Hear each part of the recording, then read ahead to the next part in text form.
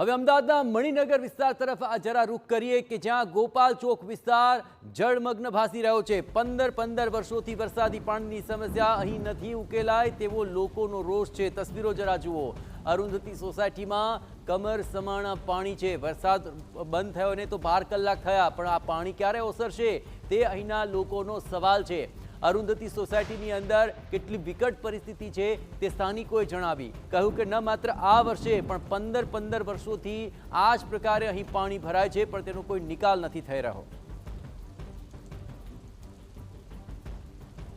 વરસાદી પાણીના નિકાલ માટે પ્રી મોન્સૂન એક્શન પ્લાન દર વર્ષે તૈયાર કરવામાં આવે છે, પરંતુ આખરે તેમ છતાં વરસાદી પાણીનો નિકાલ કરવાની કોઈ વ્યવસ્થા, કામગીરી યોગ્ય રીતે થતી નથી। તેના આ પુરાવા છે કે વર્ષોથી એક જ જગ્યા પર પાણી ભરાવાની સમસ્યા જેમની તેમ છે।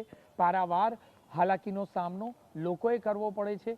કયા પ્રકારે પોતાની જીવન જરૂરિયાતની ચીજવસ્તુઓ લઈ જવી તે એક મોટો પ્રશ્ન બની રહેતો હોય છે। જે સાયકલ છે તેના ટાયર કોઈ પણ પ્રકારે જોવા મળતા નથી। આખરે કમર સુધીના પાણીમાં લોકો નીકળવા માટે મજબૂર બનતા હોય છે। પોતાના રોજિંદા જીવનના જે કામ હોય તે કામ પતાવવા માટે તેઓએ કઈ રીતે પસાર થવું તે સૌથી મોટો પ્રશ્ન બની જતો હોય છે। બીજી તરફ જોઈએ તો લોકોના ઘર સુધી આ પાણી ઘરમાં આવી જતા હોય છે। સોસાયટીમાં બહાર નીકળવું લોકો માટે મુશ્કેલજનક બની જતું હોય છે। મણિનગર જેવા પોશ વિસ્તારના આ દ્રશ્યો છે કે જે જગ્યા પર ગોપાલ ચોકના આ દ્રશ્યો છે કે જ્યાં કોઈ પણ પ્રકારે કોઈ સોલ્યુશન સત્તાધીશો દ્વારા કરવામાં આવ્યું નથી। મુખ્ય માર્ગની નજીકની સોસાયટી હોવા છતાં પણ મુખ્ય માર્ગ જ્યારે તેની હાઇટ ઊંચી થઈ જવાના કારણે સોસાયટીઓમાં પાણી કલાકો સુધી નીકળતા નથી। તેના કોઈ પણ પ્રકારના નિરાકરણની વ્યવસ્થા કોર્પોરેટરો દ્વારા કે ધારાસભ્યો દ્વારા કરવામાં આવી નથી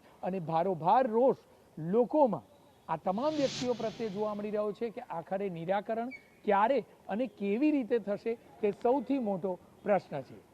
કેમેરામેન ઉર્વી સોની સાથે જિગ્નેશ પટેલ, TV9 અમદાવાદ।